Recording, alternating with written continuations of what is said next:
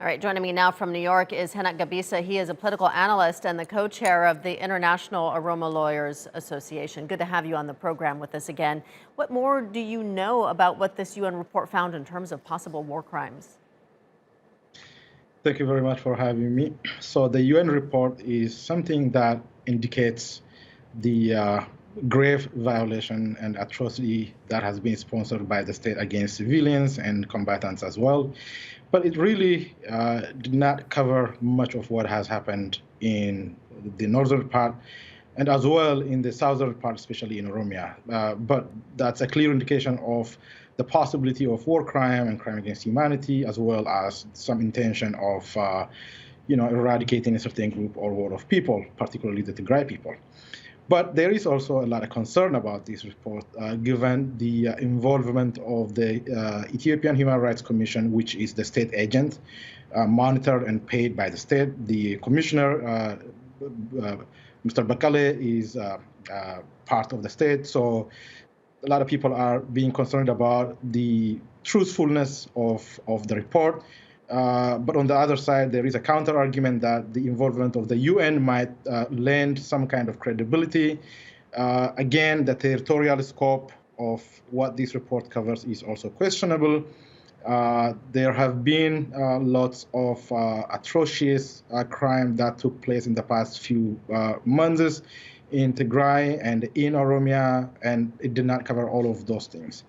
But again, we cannot completely discount the report, and it can be a good input for any international community stakeholder who are interested in holding the state leaders accountable for what has happened against civilians. Right, and on the back of that, how can, since journalists and human rights defenders haven't even been allowed into the region, how can it be possible to verify even what has happened? In fact, that's one of the ground for questioning the report.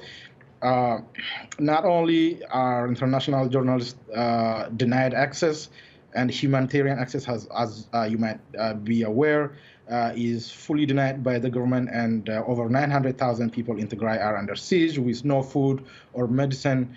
The same thing is true in western part of Ethiopia, particularly in Oromia, in Wallagga area, in Borana, if you will. And then, the issue now is the Human Rights Commission, which is part of the state, is part of this report. And what would the accountability look like? And a lot of people are saying that a sustainable accountability or conflict resolution can only exist in a post-Abiy Ahmed scenario. So can you even have a political resolution in Ethiopia with the prime minister still hanging to power?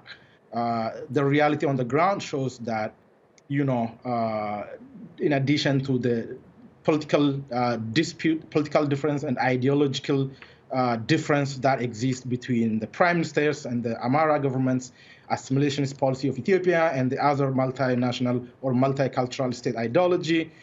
Now there is one more issue. What are you going to do about the killings and the atrocity crimes that had been perpetrated for the last 1 year?